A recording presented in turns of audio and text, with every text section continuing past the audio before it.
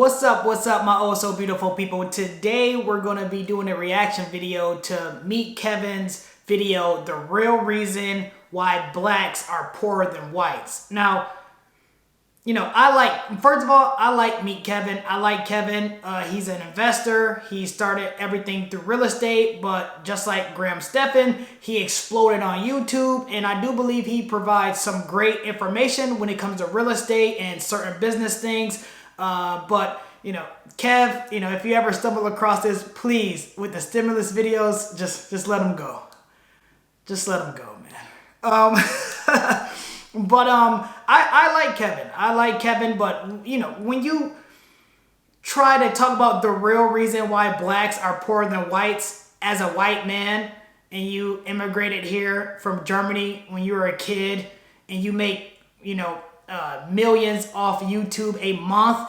He just did an episode on millennial money, and it said that he makes I'm gonna read this real quick. It says he makes $721,474 pre-tax per month. So I mean, already that's way far.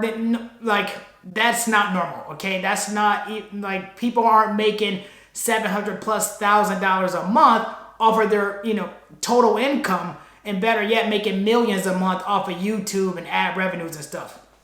Hopefully I can get to that point, because that's what I'm trying to do. But drinking water here. But Kevin, he became a millionaire, him and his wife, between the age like 23, 24. He owns 22 rental properties. Again, I already said he makes millions in YouTubes. He has millions in stocks. He has 2 kids and a wife. But again, like when you talk about this, and I just wanted to give you that information about Meet Kevin. I'll leave his page on the description below, because again, I think he has great information, and the knowledge that he has, you can definitely learn from different mediums. But he's a white man in America, and being a millionaire at 23, 24, like just think about the millennials today, like got 50 plus $1,000 worth of student loan debt. I know I had 47,000 plus of debt that I paid off in 10 months, if you don't know my story. But it just gets real sensitive when you're talking about the real reason why blacks are poorer than whites, and you make $1 million a month, and you're this big income earner off of YouTube, and you're a white man in America. So yeah, Kev, again, I like Kev, but that's a topic that you may not want to get into. So we're gonna watch his video, and we're gonna react to it. So let's get started. Hey everyone, it's me, Meet Kevin, and today we're talking about why black people are statistically poorer than white people, and the real reason might come as a shock to you. And the entire cost of the video is not it is not you buying a course or a t-shirt, although you can do that down below if you want. Selling something. Of course. Always selling something. Today there are almost 82 million households that own real estate. Unfortunately, that leaves around 45 million households, or somewhere close to 100 million people, who don't own real estate.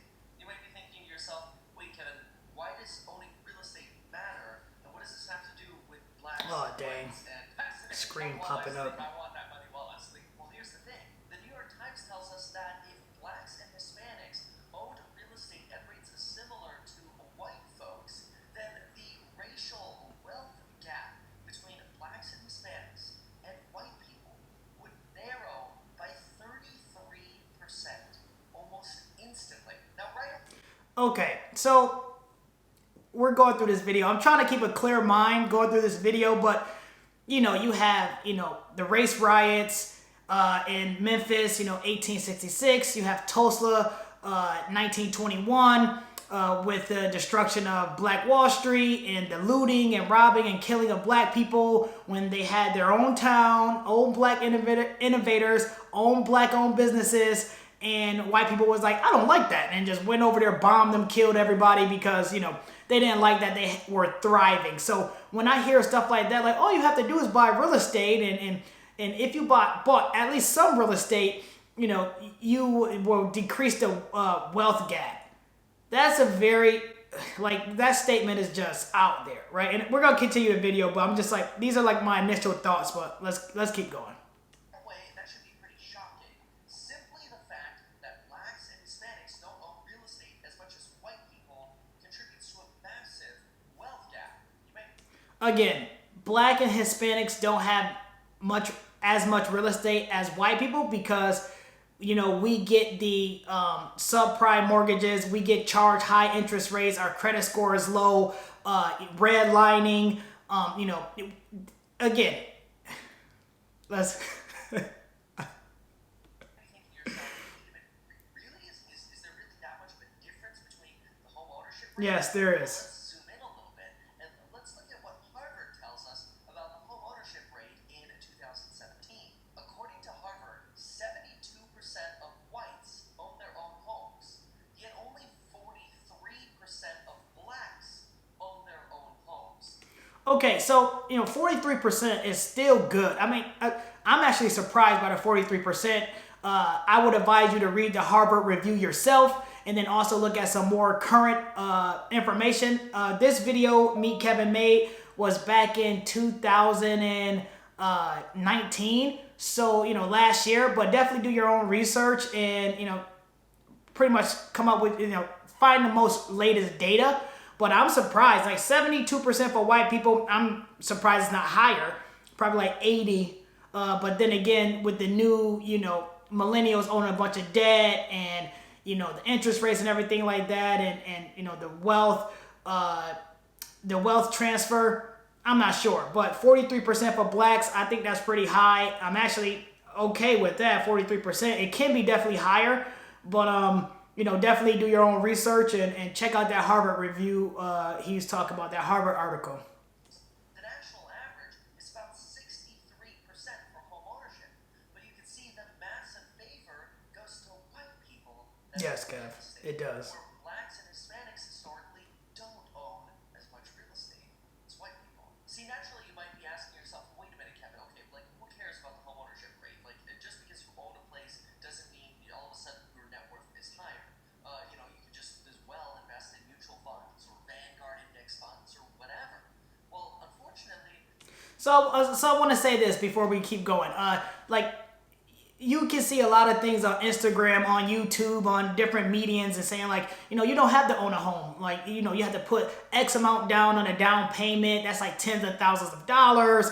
And, you got to pay this interest rate, and you're better off taking that money and putting it into a stock market, and it grows over time, and they got these charts and blah, blah, blah. But, yes and no, right? Like, it's good to have ownership, to experience. I know I own a couple of units myself, but when you own something, it's about owning something, right? When you own something and can be, it depreciates over time, you could borrow from it, you can utilize leverage in the financial markets. So yes, it is important to own a home or own something, but you can create wealth by investing in stock markets, and you can also do like Fundrise, ground floor link is in the bio below, in the description below. But there's other ways that you can invest your money. It doesn't have to be just buying an actual physical property. You can invest in rental or real estate projects and things like that as well. So we're gonna keep going.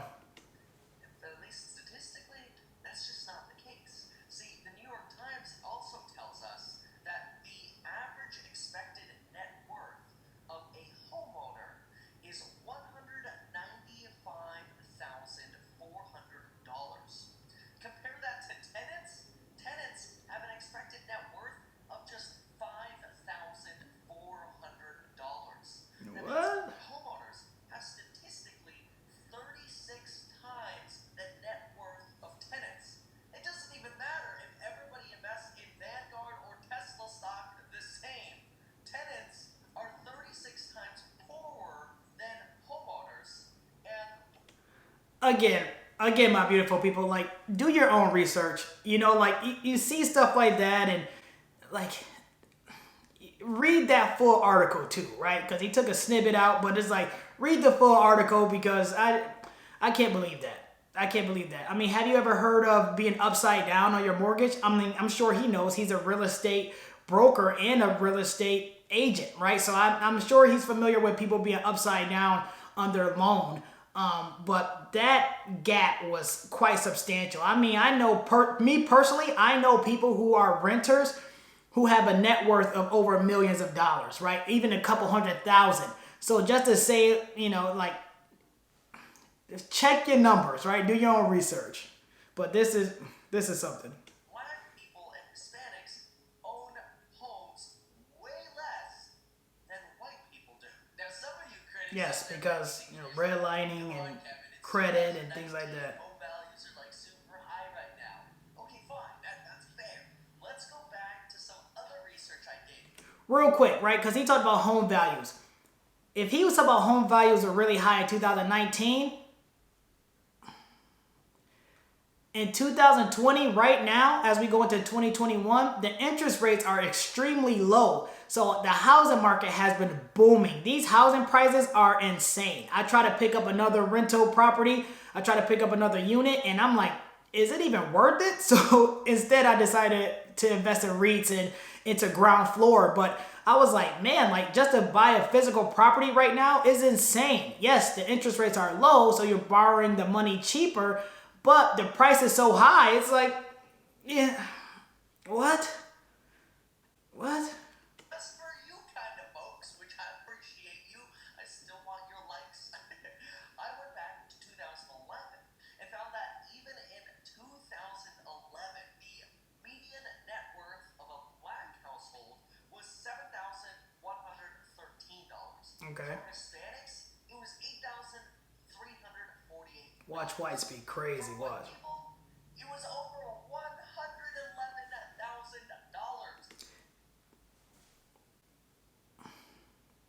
This can't be only due to real estate. Like, because blacks and Hispanics don't own as much real estate as white people, this is why the white median net worth in 2011 is over $100,000 more than the black and Hispanics. Come on, Kev, man.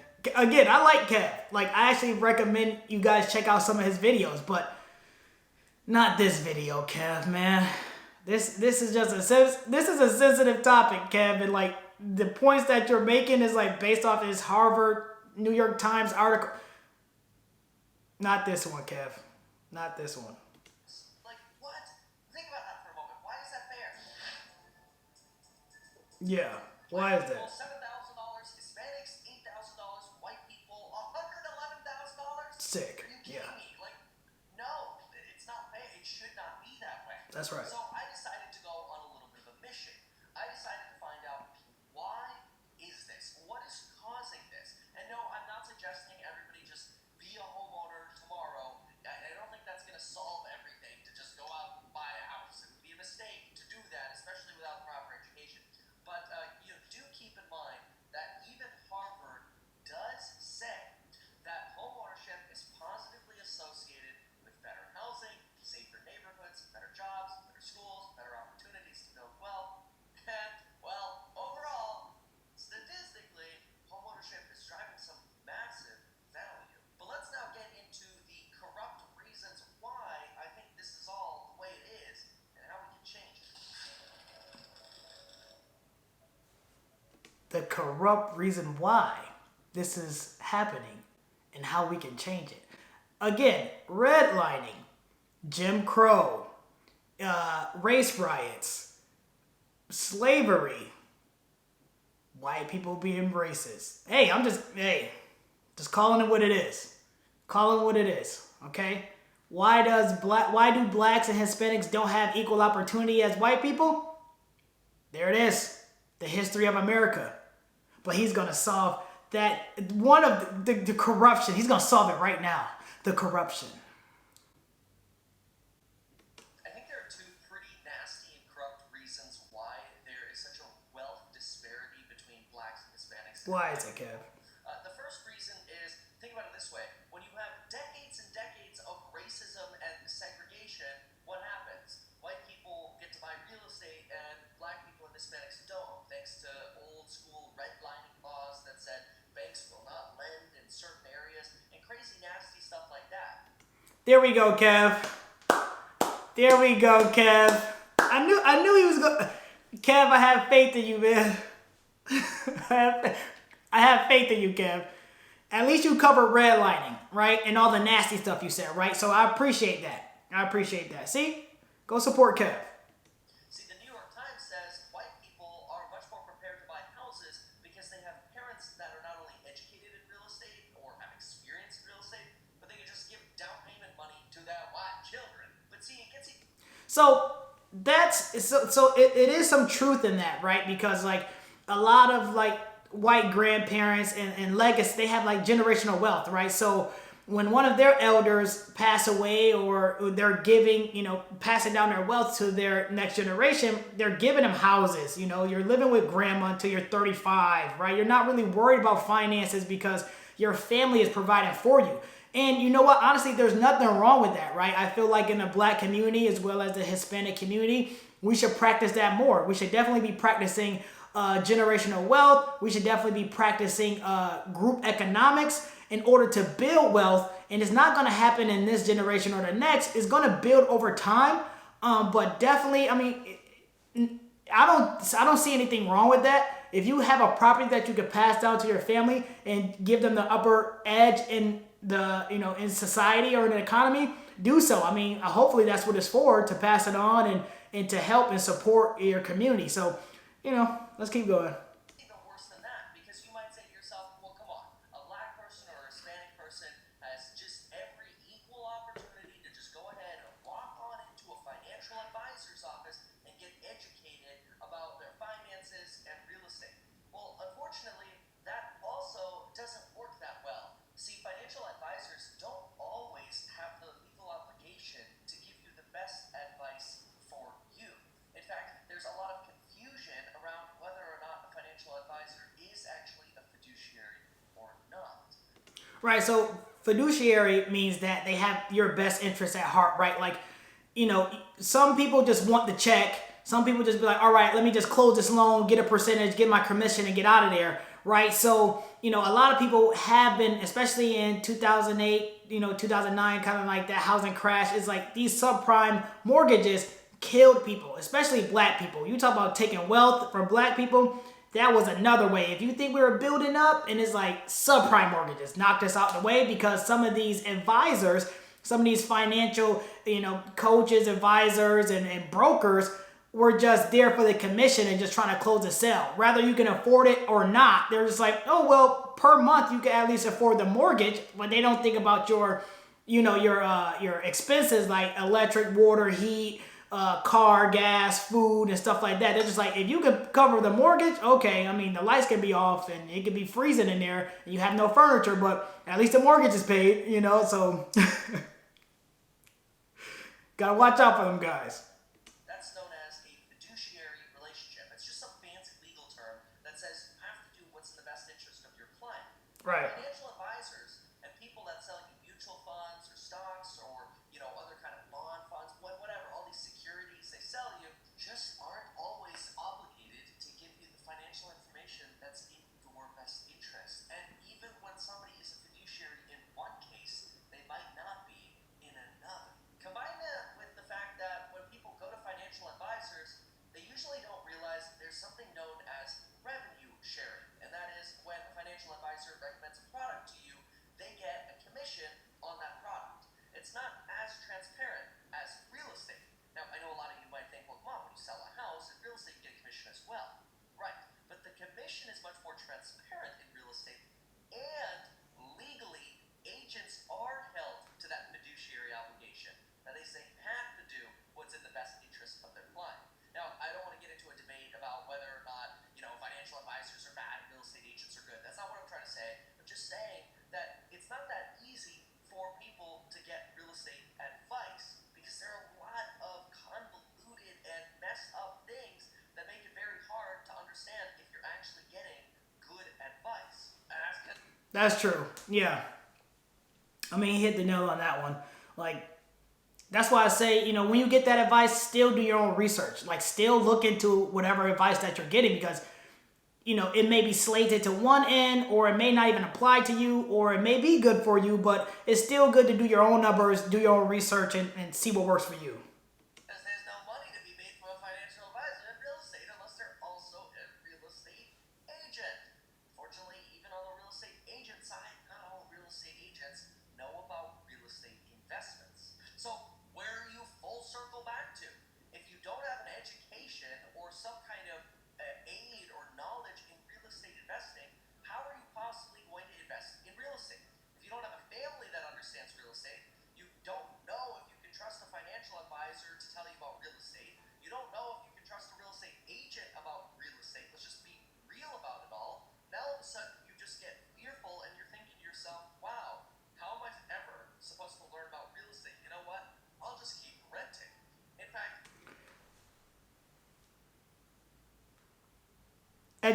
education is important, but he's making these far jumps though. Come on, Kev. Like education is important. This is where things get even. All right, my beautiful people. So my camera died, but if you're enjoying the video so far, please give me a like and please consider subscribing to my channel. You can check out my other videos as well. But let's finish this up so my camera don't die. So let's keep going. In fact, this is where things get even nastier. You might think, okay, well, maybe I'll just read, online about real estate. Well, then you get people like this guy, Robert Setti, who wrote an article in The Observer about how people were telling lies about real estate investing and half-truths. Yeah, that He happens. takes the position that he's anti-real estate investing and that you're better off renting. And so he says that, people lie about real estate investing. And now, when I broke apart his numbers, where he gives this example and says, hey, well, look, here's one of the reasons you don't want to invest in real estate. If you buy a $300,000 house, it's going to cost you $1 million over 30 years. That was his argument that he made. Well, when I break apart those numbers and I look at, wait a minute, how does he get to those numbers? I Yeah, that's realize, pretty. oh my gosh, he had to pad the numbers with $13,600 in renovation and repair costs every single year. Like, every investor watching this video right now should have a heart attack and go, no. $200 a month is like $2,400. That's like a fifth of $13,600. So true. Average investor does not spend that much money on real estate. That's Not at all. insane. Either Robin's talking to people who buy real estate wrong, or they spend crazy amounts of money renovating real estate in the wrong ways because they're watching too much HGTV. The problem is, he doesn't make that distinction. So now all of a sudden it's like, well, no freaking kidding why we have a problem with the wealth gap in the United States. We have a problem with the wealth gap in the United States. Based on what he just said, and again, correct me if I'm wrong, in the comments below. Because the false numbers of this one guy who reported that it costs tens of thousands a month in renovations and stuff to own a home. I own a home. I own a couple of homes. I'm proud of that. It doesn't cost tens of thousands a month to own a home. Okay? Yes, it costs money. Yes, it costs thousands depending on how much your mortgage rate is. And then, you want to make home improvements, backyard. The wife and I just finished our backyard. You want to paint. That's a couple $100. Like, not a couple thousand every month, right? So, yeah. But maybe I'm thinking about the wording too much. Is like, this explains the wealth gap. And I'm just like really taking that in. So maybe that's the case, but that doesn't explain the wealth gap. Maybe a cause of it when people think about buying their own home, but that overall doesn't cause the wealth gap. I mean, yeah, no. Maybe I'm thinking too much. Let's keep going. You can't get educated. And then you're like, well, wait a minute. You can go to school. Well, you ain't learning about real estate in high school. That's a fact. Real about that. And then it's like, well, what about college? Great. Maybe you'll be lucky and you'll learn about real estate in college, although you probably won't. Instead, all you'll probably get is saddled with student debt, which student debt now sits on your qualifying shoulders, so to speak, and makes it so you can't qualify for real estate anyway. It's super hard to actually get educated on real estate investing. Now, I have something super exciting to show you. It's right here in front of me, but before I do, let's obviously come up with a summary here and say, folks, it should be super freaking obvious at this point that a lack of education clearly leads to a massive widening of the racial wealth gap. This is basically like a new form of racism in 2019 in the United States. It's unacceptable that this gap is so wide, and what should you do right now, no matter whether you are black, white, Hispanic, or whatever, it does not matter. What should you be doing right now? You should consider getting educated in real estate. Okay. No, you don't have to buy my courses, which are linked below, or attend my in-person live. There you go, sell us some stuff. Crash courses. You can watch YouTube videos for free. You expensive books. There are endless ways for you to learn about real estate. You don't have to listen to it. So that's another great point that he makes. Like, of course he's gonna sell his course. It's his YouTube channel.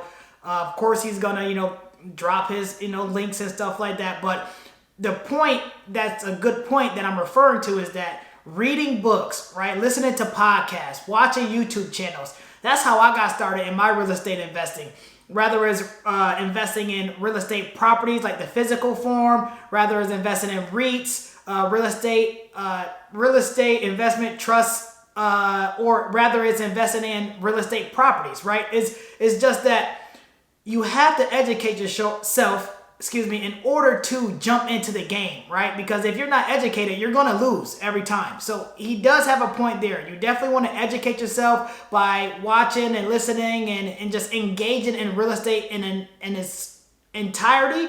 And that's if you're interested in real estate. Again, if you just want to live in an apartment or a condo or something and you don't want to own a home, you have that, choice. You could just invest in other avenues within real estate, but you don't have to own a physical property.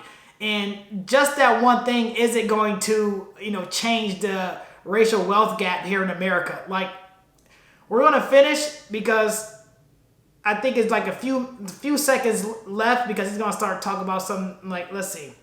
Everything I say, take what you like, and I hope you learned something.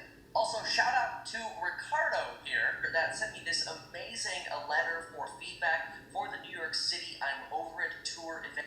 Okay, and then he started talking about his tour and all that stuff. We're not going to talk about that. Kev, if you stumble across this video, I do want to say, thank you for sharing your thoughts. I am a fan of your channel, and I like what you do, and I actually learned a bit from your channel when it comes to investing in real estate. You have a pretty admirable investment portfolio with 22 rental properties, but, this isn't going to reduce the racial wealth gap here in America. We have so much history with racist racist acts here in America from whites against blacks and Hispanics that is not just going to take investing in real estate to change that. We do need to educate ourselves. Yes, we do need to get into the game of owning stuff, rather as real estate, rather as investments, as in like stocks and REITs, or rather it's, just being a part of a project. And I do believe in group economics, but just saying in its entirety, the problem is the lack of education, which that is a problem, and not owning real estate.